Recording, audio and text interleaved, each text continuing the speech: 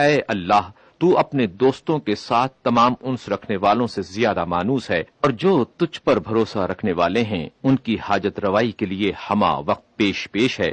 تو ان کی باطنی کیفیت کو دیکھتا ہے اور ان کے چھپے ہوئے بھیدوں کو جانتا ہے، اور ان کی بصیرتوں کی رسائی سے باخبر ہے۔ ان کے راز تیرے سامنے آشکارا اور ان کے دل تیرے آگے فریادی ہیں۔